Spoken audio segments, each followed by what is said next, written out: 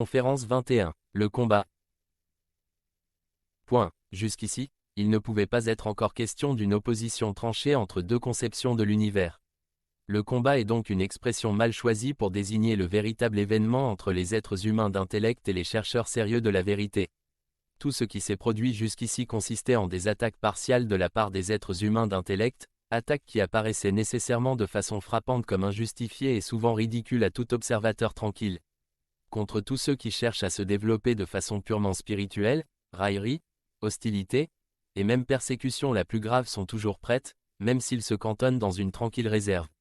Il s'en trouve toujours quelques-uns pour essayer de rabaisser par l'ironie ou la violence ceux qui s'efforcent de s'élever, pour les replonger dans une stupide somnolence ou dans l'hypocrisie des masses. Beaucoup devaient ainsi devenir de véritables martyrs parce que non seulement la grande foule, mais aussi la puissance terrestre se trouvait du côté des êtres humains d'intellect. Ce que ces derniers peuvent donner se trouve déjà nettement dans le mot « intellect ».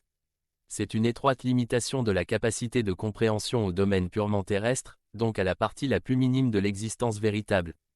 Que ceci ne puisse rien apporter d'achevé, d'absolument rien de bon pour l'humanité dont l'existence se déroule essentiellement dans des parties de la création que les êtres humains d'intellect se sont eux-mêmes fermés et faciles à comprendre.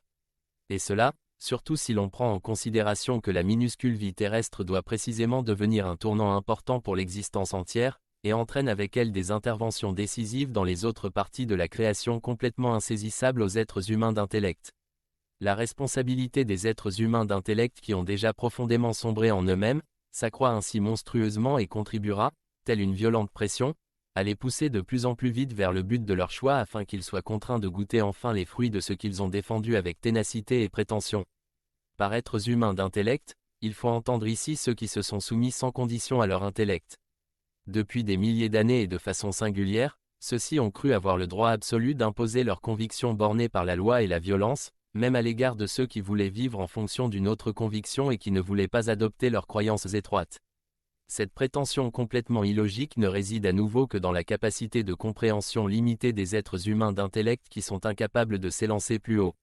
C'est précisément cette limitation qui leur fournit un soi-disant point culminant de compréhension, de sorte qu'il leur vient cette folle présomption imaginaire de croire qu'ils se tiennent réellement sur l'ultime hauteur.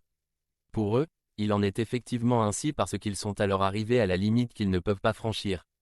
En observant avec rigueur, les attaques des hommes d'intellect contre les chercheurs de vérité montrent distinctement, dans leur hargne si souvent incompréhensible, le fouet que brandissent derrière eux les ténèbres.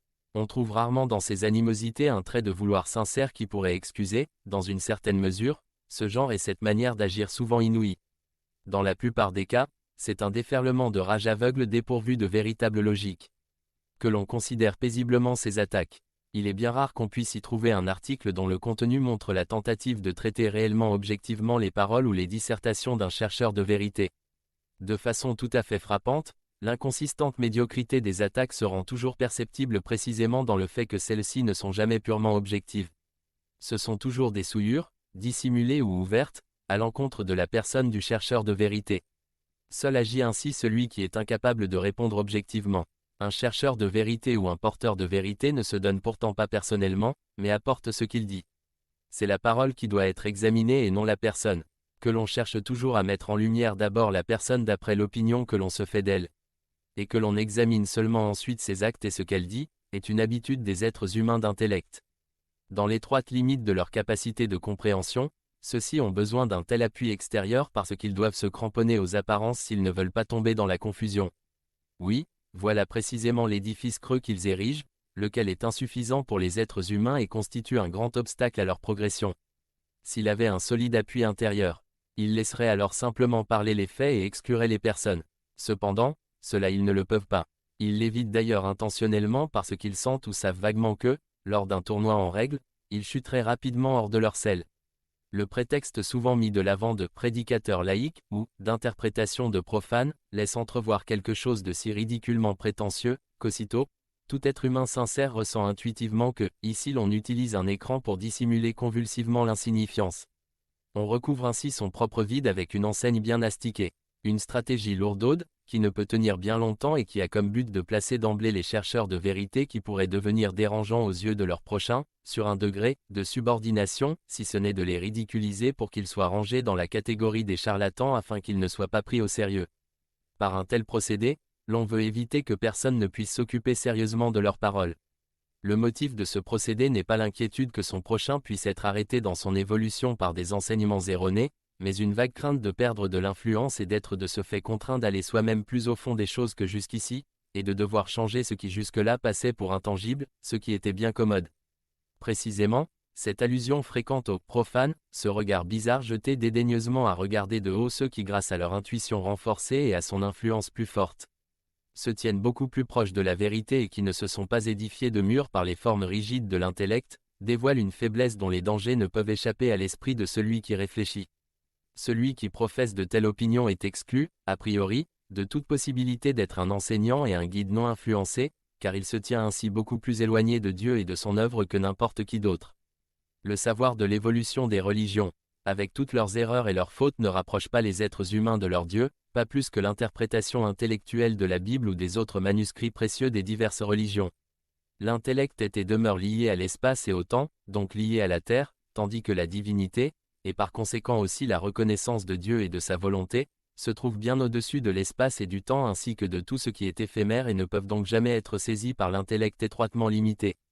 Pour cette simple raison, l'intellect n'est pas non plus appelé à apporter un éclaircissement sur les valeurs d'éternité. Cela serait en effet contradictoire. Et c'est pourquoi celui qui veut se targuer d'une qualification universitaire en ces choses et regarde de haut les êtres humains non diplômés exprime ainsi lui-même sa propre incapacité et sa propre petitesse. Les êtres humains pensants ressentiront immédiatement sa partialité et utiliseront la prudence à l'égard de celui qui les incite à la prudence de cette façon. Seuls des appelés peuvent être de vrais enseignants. Les appelés sont ceux qui portent en eux la capacité d'enseigner. Cette capacité n'a cependant rien à voir avec une formation universitaire, mais avec les vibrations d'une faculté d'intuition affinée qui est capable de s'élever au-dessus de l'espace et du temps, donc au-dessus de la limite de compréhension de l'intellect terrestre. En outre, tout être humain intérieurement libre appréciera toujours un fait, un enseignement ou une doctrine en fonction de ce qui est apporté et non pas en fonction de celui qui l'apporte. Cette dernière attitude est le témoignage d'une telle ignorance de la part de l'examinateur qu'il ne peut y en avoir de plus grande. L'or est toujours de l'or, peu importe qu'il soit dans la main d'un prince ou dans celle d'un mendiant. Mais en ces choses, c'est ce fait inattaquable que l'on cherche obstinément à ignorer et à modifier, précisément pour les choses les plus précieuses pour l'être humain spirituel. Évidemment, avec aussi peu de succès que pour l'or.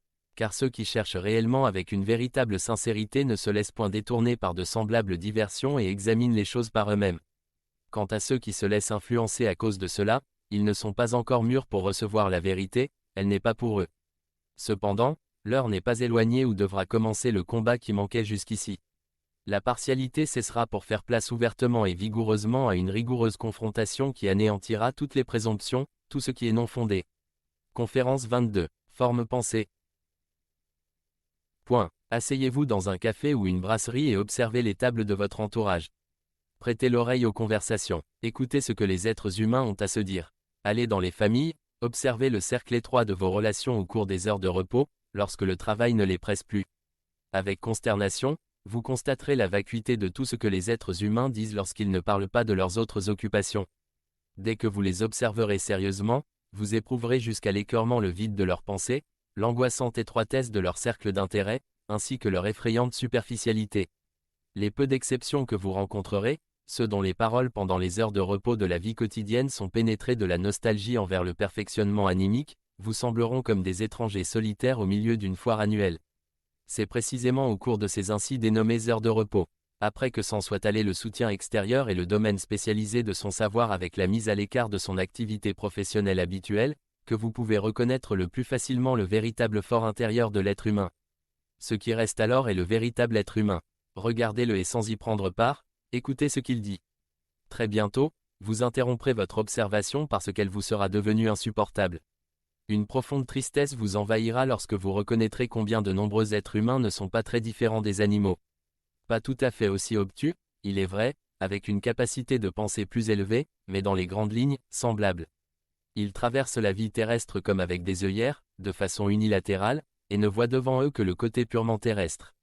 Ils se soucient de manger et de boire, d'entasser plus ou moins de valeurs terrestres, aspirent aux jouissances corporelles et considèrent que toute réflexion au sujet de choses qu'ils ne peuvent pas voir est un gaspillage de temps qui, à leur avis, serait beaucoup mieux utilisé en « loisirs » que la vie terrestre, avec tous ses plaisirs et ses joies, ne reçoivent son juste sens que lorsque l'on s'est quelque peu familiarisé avec le monde de matière fine qui en fait partie, que lorsque l'on connaît les fonctions de réciprocité qui nous relient à lui et nous enlèvent le sentiment de ne plus être livrés au hasard, cela ils ne peuvent le comprendre et ne le comprendront jamais.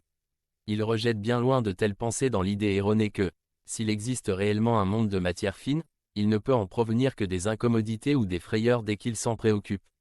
Il leur semble étrange de penser que c'est seulement par l'évolution que la vie terrestre acquiert une réelle valeur et qu'avec elle, la chaleur vitale la plus magnifique pulse dans toutes les joies et tous les plaisirs de la terre.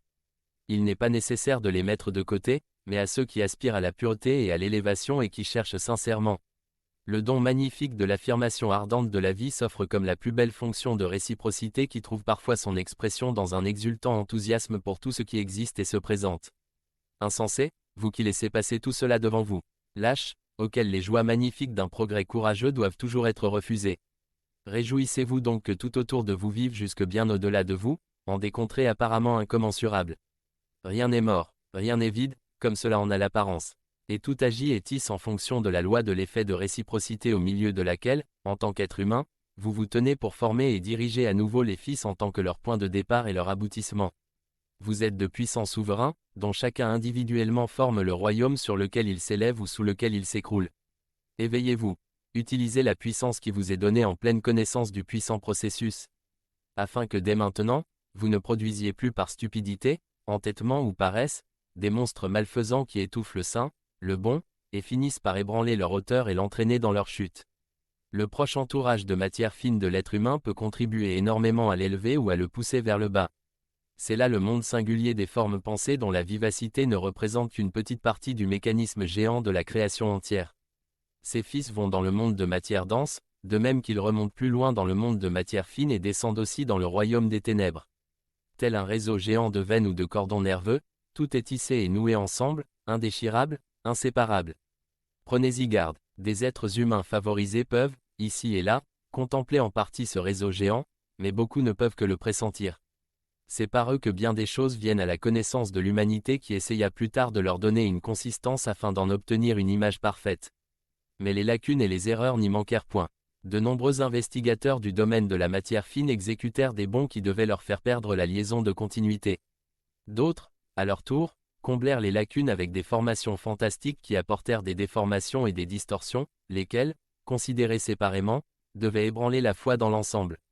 La conséquence en fut une raillerie justifiée qui, s'appuyant sur l'illogisme de ceux qui se nomment investigateurs spirituels, remportait nécessairement une victoire facile. Lorsqu'on veut parler de ce mécanisme géant, il faut d'abord tendre une corde à travers l'événement entier dans l'œuvre de la création, afin que le chercheur puisse s'y cramponner et s'en servir pour gravir le sommet. Bien des faits qui lui apparaissent incompréhensibles trouvent leur point de départ dans son entourage le plus proche. Un regard dans le monde des formes pensées devrait lui apprendre bien des choses qui, auparavant, lui paraissaient inexplicables. Ainsi, dans le jugement de nombreux criminels, la justice trouverait d'autres individus que ceux qu'elle accuse à tort comme étant les véritables fautifs, et c'est alors sur les vrais coupables qu'elle pourrait rejeter la responsabilité en premier lieu.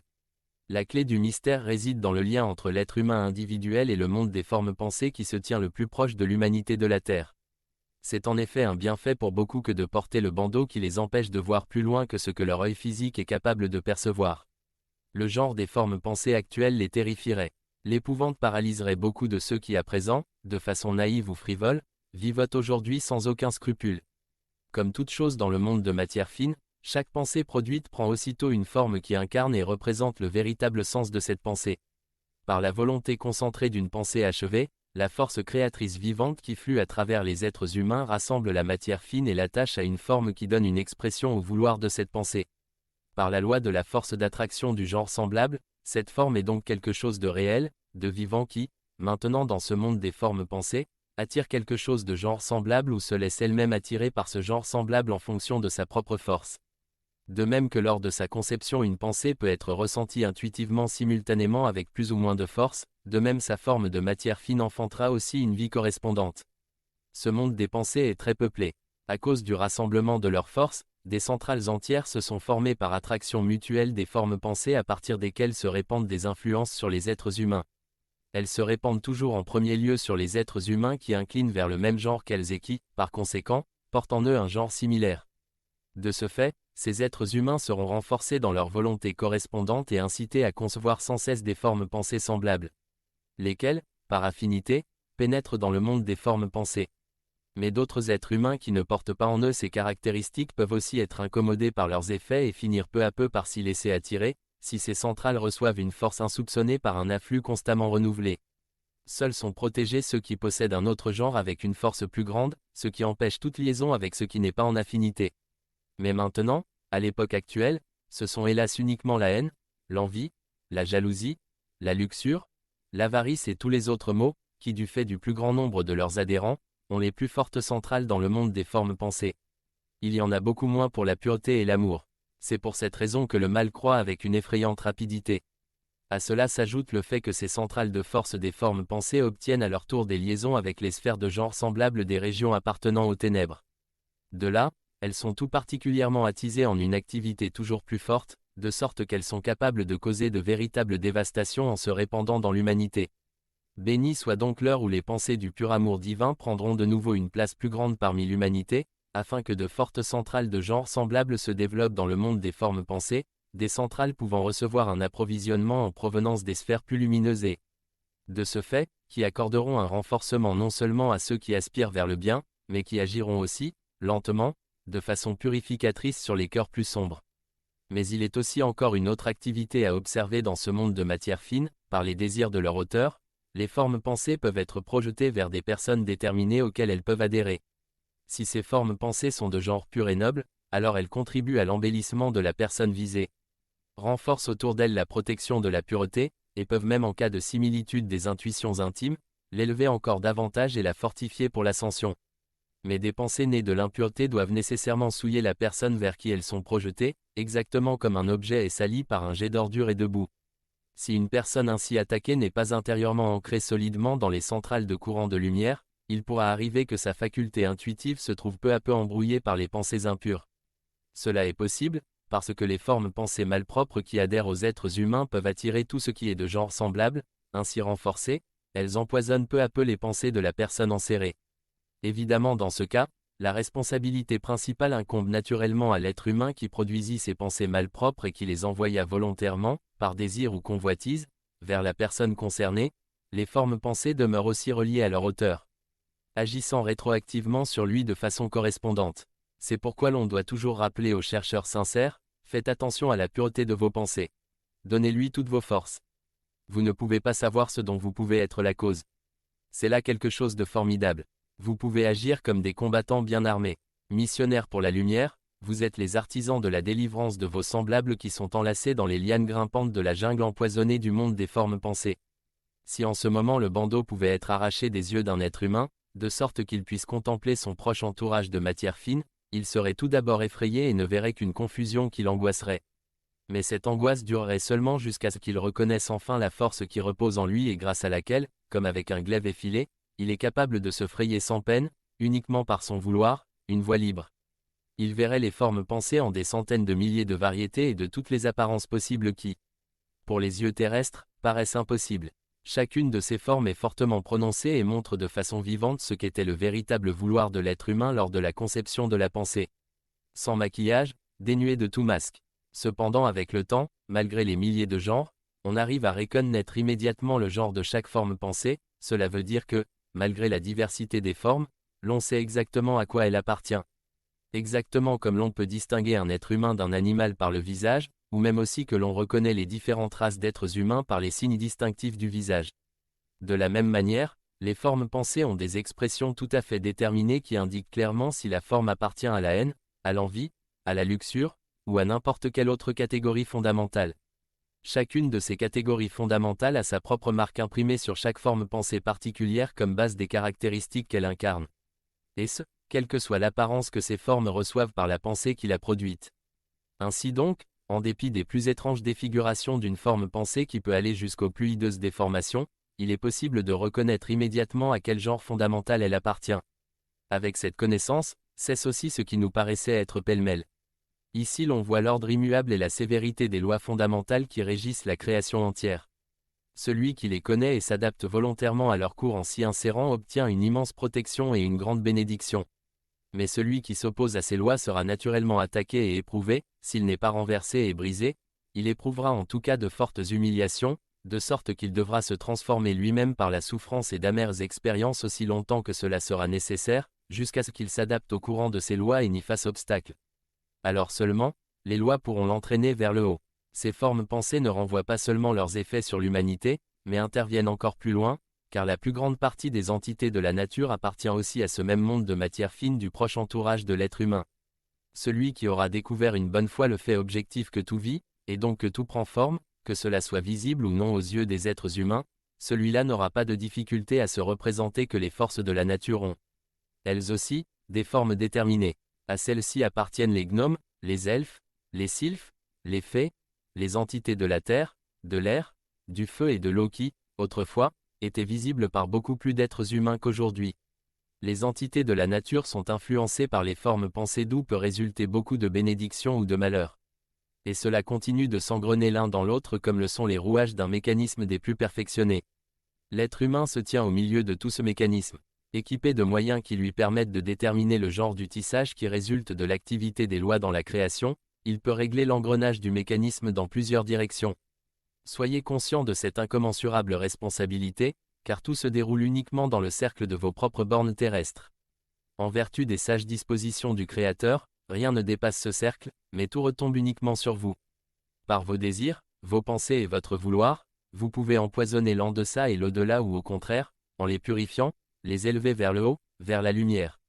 C'est pourquoi, sachez diriger le destin qui vous conduit vers le haut grâce à la pureté de vos pensées. Bonjour à tous et merci d'avoir suivi la présente vidéo. J'espère que vous arrivez à assimiler le contenu. Et en réalité, il vous faudra plusieurs relectures et surtout vous procurer la version, pour tout au moins électronique, dont je mettrai le lien en description ou en premier commentaire. Et donc, je vous invite à aller le télécharger et vous pourrez donc utiliser les vidéos comme de simples supports pour pouvoir vite parcourir le contenu. Comme je l'avais déjà dit, je ne donne qu'un aperçu du contenu et ensuite, dans les prochaines vidéos, je vais me lancer dans l'étude de l'œuvre pour le rendre accessible à certains qui n'ont pas la facilité de pouvoir comprendre. Donc, prochainement, nous aurons la lecture des conférences 23 et 24, intitulées respectivement Moralité et Veille et Prix. Donc, on se dit à tout de suite.